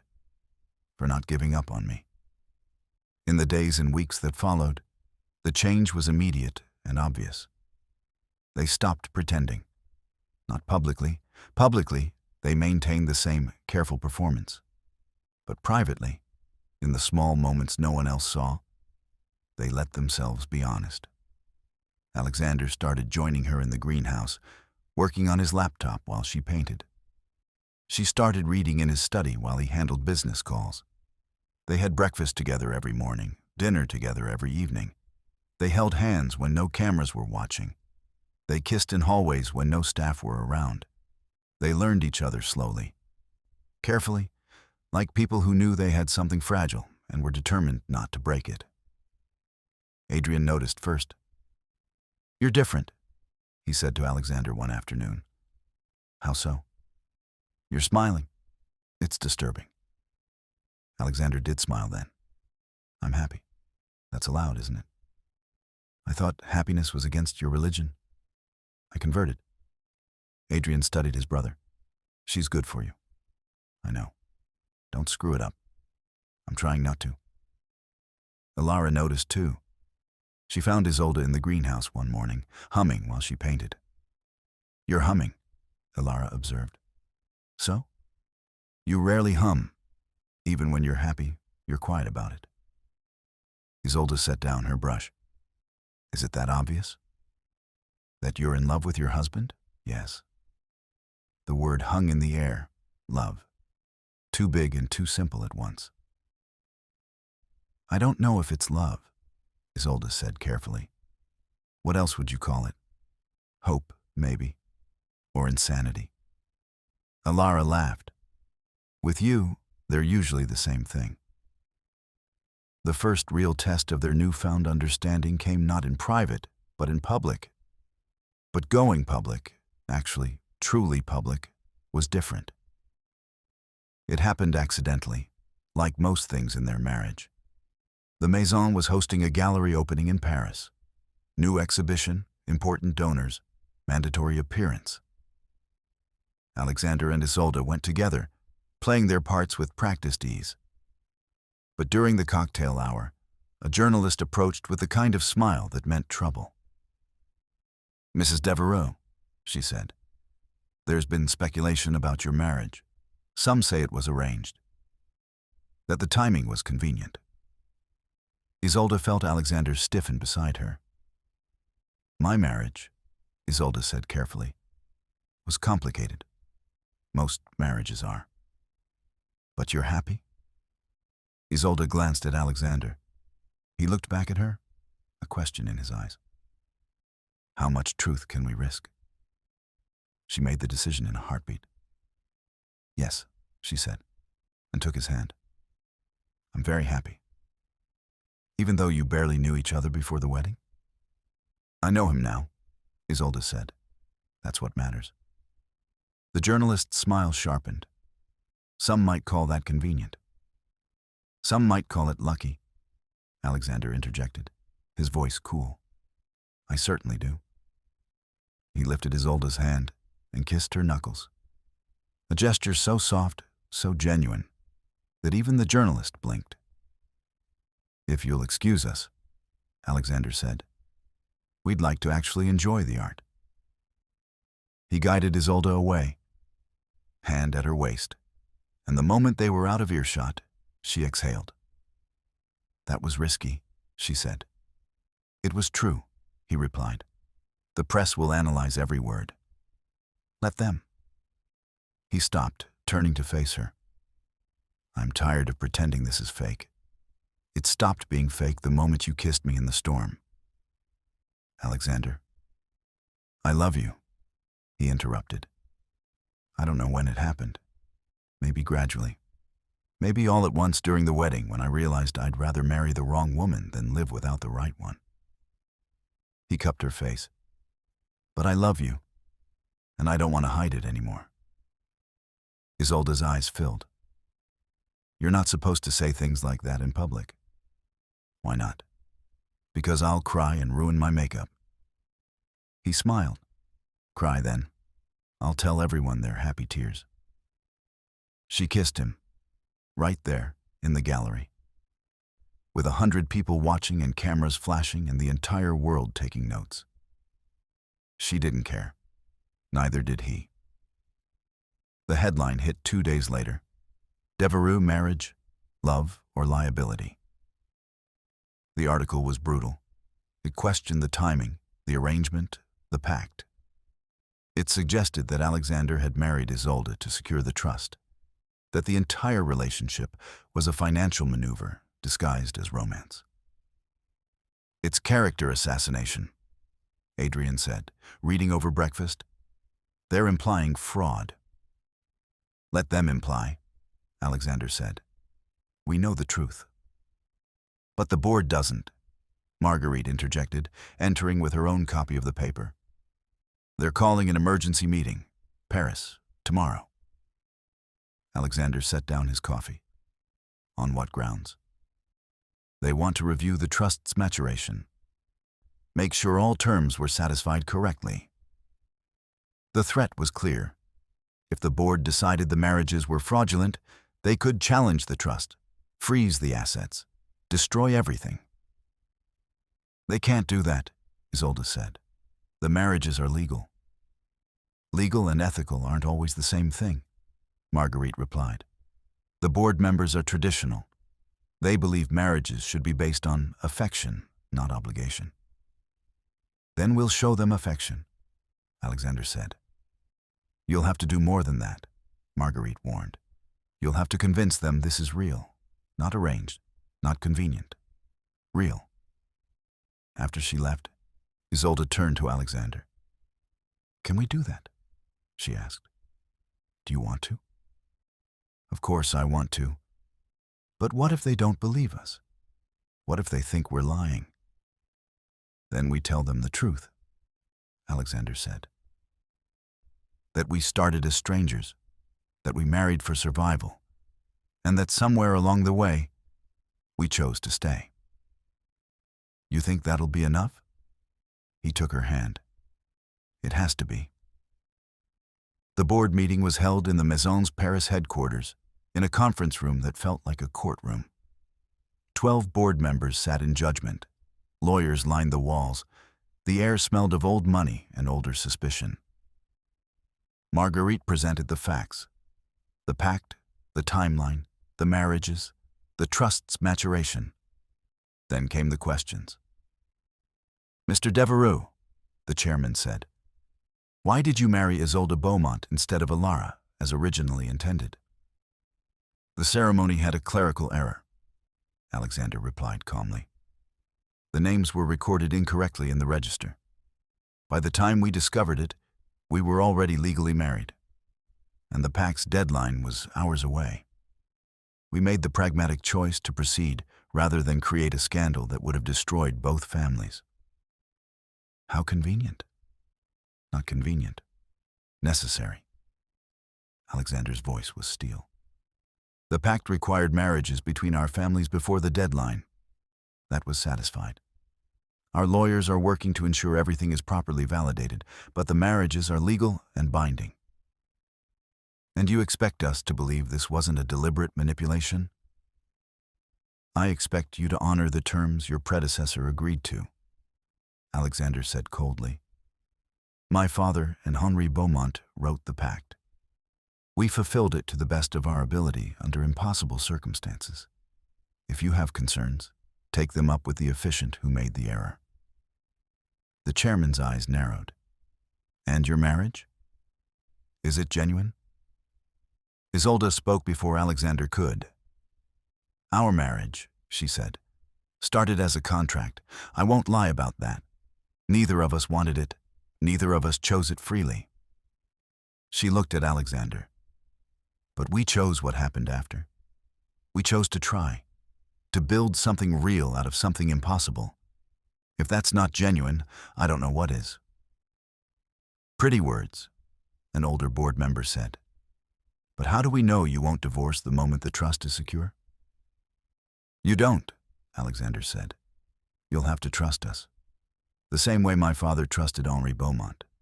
The same way we're trusting you not to destroy everything they built out of suspicion. Silence fell. The board members exchanged glances. Finally, the chairman spoke. We'll take a recess. Reconvene in 1 hour.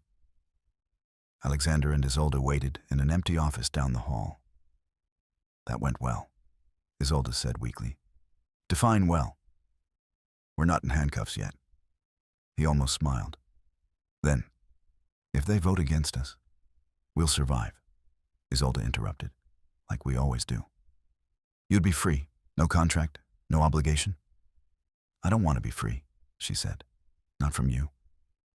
He pulled her close, resting his forehead against hers. I love you. I love you too. They stayed like that until someone knocked. Time to return to the conference room. The board was already seated. The chairman stood. After deliberation, he said, the board has decided to honor the trust as written. The marriages are legitimate. The terms are satisfied. Relief flooded through Isolde. However, the chairman continued, we will be monitoring the situation. If evidence emerges that this was indeed fraudulent, we reserve the right to revisit the decision. Understood, Alexander said. Meeting adjourned. As they left the building, Isolde finally breathed. We did it, she said. We survived, Alexander corrected. Is there a difference? He kissed her, right there on the Paris street, in front of lawyers and board members and anyone else watching. Yes, he said. There is. 1 year later, the Provençal estate had settled into a rhythm that felt less like a performance and more like a life. The lavender fields were in full bloom again. Isolde stood in the greenhouse, working on a new piece. Not a restoration this time, but something original. A landscape of the estate, gold and purple, the house just visible in the distance. Beautiful, a voice said behind her. She turned. Alexander stood in the doorway, sleeves rolled up, tie loosened, looking more relaxed than she'd ever imagined possible. I was inspired, she said. By what? Home. He smiled. This is home now? You are. He crossed to her, wrapped his arms around her waist, rested his chin on her shoulder to study the painting. We should have an exhibition, he said. Your work. The Maison could host it. People would come just to gossip about us. Let them. We'll give them something worth talking about. She turned in his arms. I love you. I know, he said, kissing her. You signed a contract. The contract expired 3 months ago. Did it? I hadn't noticed. They'd burned the contract 6 months prior, together, in the fireplace. Watched it turn to ash, decided the real agreement had nothing to do with paper. Your brother's getting married, Isolde said. For real this time. Who proposes at an art gallery? People in love, Isolde said. Apparently. Speaking of which, Isolde pulled away slightly. I have something to tell you. He stilled. What? I'm late. Late for what? Alexander. She took his hand, placed it over her stomach. I'm late. Understanding dawned. His eyes widened. You're... maybe. I haven't taken a test yet. I wanted to tell you first. He was silent for a long moment. Then, how do you feel about it? Terrified, she admitted. We're barely figuring out how to be married. I don't know if we're ready for... He kissed her. Soft. Sure. We'll figure it out, he said. Together. You're not scared? I'm terrified, he admitted. But I'm also happy. Is that strange? No, she said, smiling. It's perfect. They stood together in the greenhouse, surrounded by paintings and afternoon light and the future they'd accidentally built. Outside, the lavender swayed in the breeze. Inside, two people who'd married strangers learned what it meant to choose each other every single day. 3 days later, the envelope arrived from the lawyer's office, delivered by courier to the main house. Alexander opened it at breakfast, Isolde beside him. Adrian and Alara had come over from the East Wing for the family meal, a weekly tradition they'd established. What is it? Marguerite asked, noticing Alexander's stillness. He read the letter twice, then set it down carefully. The trust validation paperwork, he said. The lawyers needed certified birth certificates for the final filing. And? Isolde prompted. Alexander looked at her, then at Eloise. According to the birth certificates, he said slowly, Isolde was born at 3:47 a.m., Alara at 3:51 a.m. Silence crashed over the table. Alara spoke first. That's impossible. I'm the eldest. I've always been. You've always been treated as the eldest, Eloise interrupted quietly, her eyes wide with genuine shock.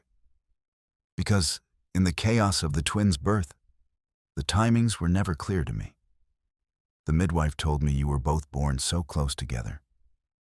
Alara was so protective from the very beginning, so serious it felt natural that she was the eldest. I never saw the official certificates. I never imagined it would matter. Maman, Isolde whispered. All this time. Alexander stood, walked to the window. His shoulders were rigid. Alexander, Isolde said. He turned, and she saw something in his face she'd never seen before. Vindication mixed with disbelief. We were right, he said, at the wedding, when I decided to proceed. The marriages were correct all along. He looked at the lawyer's letter again. The pact specified eldest to eldest. I married the eldest Beaumont daughter. Adrian married the second-born. We fulfilled the terms exactly. By accident, Adrian said, looking dazed. By accident, Alexander agreed, but fulfilled nonetheless. Marguerite pressed her hand to her mouth. All this time, the board questioning, the doubts, the legal complications, and the marriages were valid from the beginning. We didn't know, Isolde said, still processing. When you made that decision, Alexander, you didn't know. No, he admitted. I just knew that walking away would destroy everything. So we proceeded. And somehow, he shook his head. Somehow, it was right. Alara reached for Isolde's hand across the table. You're the eldest. Apparently, Isolde said, squeezing back. Does it change anything? Everything, Alara said. And nothing. They looked at each other, sisters, twins, best friends, and smiled through tears. Adrian cleared his throat. So, the pact is satisfied, completely. No technicalities, no questions. No questions, Alexander confirmed. He returned to the table, sat beside Isolde, took her hand. We're legitimate, both marriages, exactly as intended. Even though no one intended it, Isolde murmured. Especially because no one intended it, he replied. Marguerite stood, raised her coffee cup. To accidents that become destiny. To sisters, Alara added. To the pact, Adrian said. Finally, properly fulfilled. To us, Isolde finished, looking at Alexander. However we got here. They drank together. 2 families, 4 people, accidentally perfect matches. Later, when the others had gone, Alexander and Isolde stood in the garden. You took a leap of faith that day, Isolde said, at the wedding. You didn't know it would work out. I knew the alternative was worse, he replied. I just didn't know how much worse until I realized what I would have lost if we'd stopped. He turned to face her. You. I would have lost you. You didn't know you wanted me then. No, he agreed. But I think some part of me did. Some part that said proceed, even when it made no logical sense. She kissed him. Soft and sure. Thank you, she said, for the leap. Thank you for catching me. The lavender swayed around them, and somewhere in the distance, Adrian was probably painting while Alara read beside him, and the future stretched ahead of them, validated, legitimate, and entirely their own. So Isolde and Alexander defied fate and found love in the wreckage of a deal. Thank you for sharing their journey from a contract to a confession. But while their love burned bright, a different, quieter flame was kindled in the East Wing. Adrian married the woman he was always supposed to. Alara married the kindest brother. On the surface, theirs is the perfect, peaceful match. But perfect is a fragile facade. To make sure you